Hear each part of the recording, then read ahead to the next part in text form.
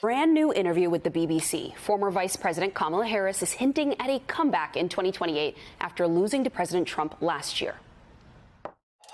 When are they going to see a woman in charge in the White House? In their lifetime, for sure. You say in your book, I'm not done. That is correct. I am not done. And our next guest, who has worked alongside the former vice president during the Biden-Harris administration, recently revealed that she didn't actually believe Harris could win the 2024 election.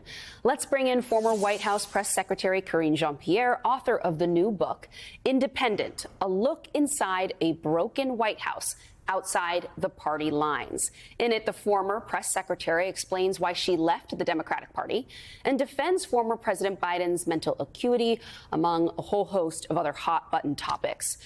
So, Karine, thank you so much for joining us this evening. I want to start with the question that I've heard from many of your readers already. So in the book, you're arguing that we need to break the two-party system mold. You say that you now identify as an independent. And yet in the book, you still do spend much of your time defending Democratic leadership and pushing back against the concerns of the Democratic base. In fact, you even felt that Kamala Harris deserved more support at times, even if you didn't think personally that necessarily she was going to be able to win. So why leave and call yourself an independent if you're still not fully ready to call balls and strikes for your old party? Just to step back for a second here, I do want to address the Vice President Harris piece. I think she was more than qualified to be president of the United States. I say that in the book. I even defend her because there was a moment where the Democratic leadership was seeming to want to move in a direction where they wanted an open primary and a brokered convention, which I thought was insane to even bring that up when we had the vice president, when she was more than qualified and she was on the ticket during the primary of 2024. And so I am very clear about that. The reason why I had doubts wasn't because of her and her abilities. The reason I have doubt is because I'm a woman, a Black woman walking through life, and I know how hard it is to break glass ceilings, and I know what's expected of you. And so I've always, as a person who works, who moves in this Black body as a woman, there's always skepticism, at least for me, when I hear or feel that we have to be the first, or we have to break ceilings. It's just a very difficult thing to do. And that's what I mean. I think she was more than qualified to have done that job. Look, I think in the book, I lay out very clearly about why I'm becoming independent. And if anything, I'm very harsh about the Democratic Party and the Democratic leadership, especially in today, in what I've seen. When I left the administration in January of this year, people were coming to me, people just like the guest that you just had, the farmer, coming up to me, and they were really worried and scared. And they were trying to figure out why the leadership in the Democratic Party wasn't doing more. And I also agreed. I didn't understand that why weren't we ready? Project 2025 was spoken about, was out there in 2024, and going into 2025, there was no plan, no strategy.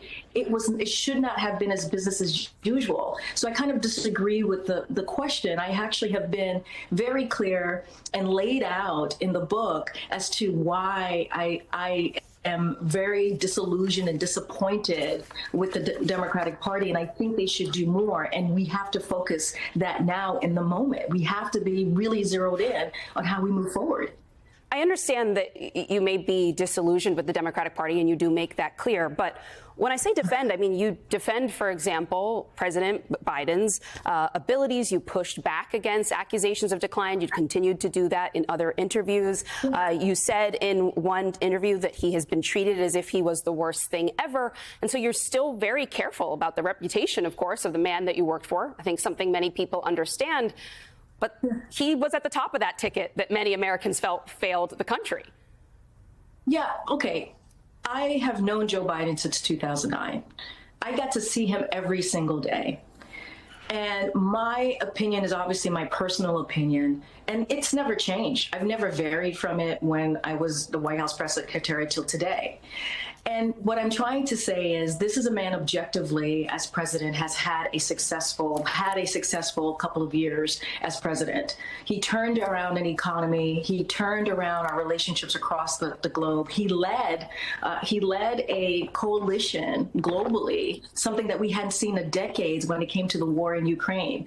There were things that he did that were historic, whether it was bipartisan, bringing both parties together in a very crazy time for politics, or really focusing on what the American people needed and trying to deliver that, whether it's veterans, whether it's healthcare costs and expanding healthcare. I mean, these are things that were really important to the American people. And so my point of what I'm saying is I saw him every day, on an average, every day. And I wanted to be clear and speak to what I saw. Now, you got to remember, I was really quiet. I spoke at the podium, right, about issues of the day. But this is an opportunity for me to speak out loud and be really clear and not speak for anyone but myself. And that's an issue that I had to deal with every day. And so I wanted to continue to be and to push forward. Karine, this is what I saw. You've testified about your personal opinion about Joe Biden, the man. Yeah. You have also said, including just a couple minutes ago, that Joe Biden objectively had a very successful 4 years. And yet, even before that infamous debate performance, his approval ratings were hovering around 40%. By the own objectives that he set when he got into office, he often fell short. Just as an example, when he came into office, he talked about a new social compact with the American people and a cradle-to-grave new social welfare system. And instead, Joe Biden was the first Democratic president in 100 years who left office without permanently expanding the social safety net. So at least on domestic policy, by what metric was he objectively successful? Well, it was objectively successful by what he was able to do. Okay. When we came in, there was a crisis with COVID. There was a racial uprising because what we saw with George Floyd and so many other young people of color, Black people who were being killed by police. We saw that. It was videotaped. It was really speaking to what brown and Black communities were feeling. We saw that internationally, more broadly, our allies and partners were not trusting of the United States. And the climate crisis. There were crises after crises that we had to come in. This president and the vice president had to come in and fix and deal with. Schools, almost all the schools were closed, businesses were closed, 3,000 people a day were dying. I mean, the economy was upside down. And so what we were able to do, what the president was able to do, was turn that around. And we passed the bipartisan infrastructure legislation. I mean, there are a list of things historically that we were able to do. The American Rescue Plan, if the president wasn't able to get that done, we wouldn't have been able to get out of the economy that was upside down. And so there were things that were happening that we were able to do. And that is just the facts. You know, there were historical pieces of legislation, the Infrastructure Reduction. I mean, I can go on and on, that dealt with climate change, that helped Medicare really be able to work it out with the pharmacy. I mean, there were things that we actually did that was transformative. Let's talk about some. Yeah. Sorry to jump in, Karine, just because we got a few more things that we want to cover, and obviously foreign policy was a big thing during that administration, as you can imagine. I just wanted to talk to you a little bit about foreign policy. You didn't mention Afghanistan, you haven't mentioned Gaza, and you certainly didn't mention Gaza much in your book. I wanted to get your thoughts on that. You stood at the White House podium speaking on behalf of the administration. You defended U.S. policy in Gaza at a time where there were mass civilian casualties, journalists being killed, whole families being wiped out, hospitals being bombed. And the international community was calling it what it was at the time, saying it was a violation, it was war crimes, and you defended the administration's policy. When you look back at that moment, do you regret any of the positions that you advocated for on behalf of the administrations, the positions you take? Do you feel that you were complicit in advocating a narrative that turned out to be wrong? No, I appreciate the question, because one thing that I really want to make clear is that I was speaking on behalf of the president. That is the job of the White House press secretary. I'm not speaking for Karine Jean-Pierre. I was speaking for Joe Biden. That's every White House press secretary. That is their job. Well, you said now you speak for yourself. Hold on. Wait, let me finish. No, I know. I just want to, because we're almost out of time. I just want to go ahead. Go ahead. I'm going to get to it. Obviously, what's happening is heartbreaking. And to not say that and not to be clear about the devastation and the killings that we're seeing of families is just heartbreaking. And I would say is that is not the way I believe people wanted it to turn out. But I didn't make policy. The president is going to write his book. He will speak to his policy. I'm going to let his foreign policy team speak to that. But it is heartbreaking. And I'm hoping that the ceasefire holds. We need to get to a peaceful situation in the Middle East, to a peace agreement. And I know that's going to take a lot of hard work. But of course, that's not what I want to see. Of course, that's heartbreaking. I don't want to see families, children, journalists being killed. Of course not. And you know, I hope that we get to a place where we can get to a peace agreement in the Middle East. And I know that's going to be incredibly tough to make that Karine, happen. just quickly before you go, since you were talking about the difference in being at the podium and then now in your personal capacity, the special counsel Robert Hur, when his report came out about President Biden and the classified documents, you stood from the White House podium February 2024, and you said that his commentary was gratuitous, that it was unacceptable, and it didn't live in reality. And clearly the American public saw another side of Joe Biden's mental acuity during the summer's debate. Robert Hur was unemployable for a period because of the attacks from the Democrats and from the White House that you were at the podium leading. Have you apologized to Robert Hur? I mean, look, what I can say to you is I saw the president every single day. It wasn't one-offs. It wasn't once in a while. I saw him every day.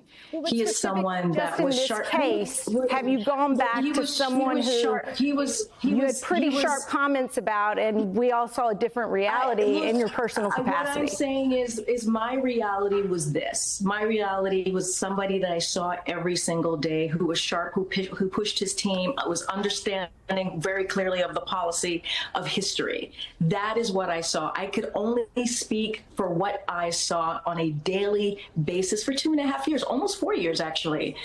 And I was White House press secretary, obviously, for 2.5 years. And that is the president that I know. Someone who woke up every day and was very zeroed in and focused on how to deliver for the American people. And that's what I'm speaking to, is what I saw every day. And look, there's not many people who can say, oh, you know, they saw that. They saw somebody every day like the president of the United States and was able to speak for him. I'm able to do that. I was his White House press secretary. I was called into the Oval Office on a daily basis. I traveled with him for 95% of the time. And so I'm speaking for myself here. I'm speaking for what I saw. And that was why I pushed back. That was why I pushed back. So now that you are speaking for yourself, Karine, do you have any regrets at all for anything that you said while you were speaking on behalf of this administration? Look. It's a simple yes or no. You don't even know. No, because you're asking for a yes or no question. I want to put some context to it too. I woke up every day. I woke up every day very proud to be the White House press secretary. I woke up every day as a Black woman who is queer, who no one had ever seen someone like me at that podium standing behind that lectern. It was an honor and a privilege to have that job. And I did it to the best of my abilities. And I spoke for the President of the United States, a person that I believe was a decent person. We did not get everything right. No one is saying we got everything right. No one is saying that we got everything right. No one is saying that. But we did it to our best of our abilities, and I worked very hard to do that job. And so I want to put it into context. And as you know, at the podium, you don't do yes or no question answers. No, we were hoping you would now that you are speaking for yourself and you're not at the podium. I was very proud. I was very proud of everything that I did. So I don't take anything back. I was really proud of everything that I did. Again, we didn't get everything right. All right, Karine Jean-Pierre, thank you so much. We greatly appreciate you coming on the show and fielding these questions from us. Thank you.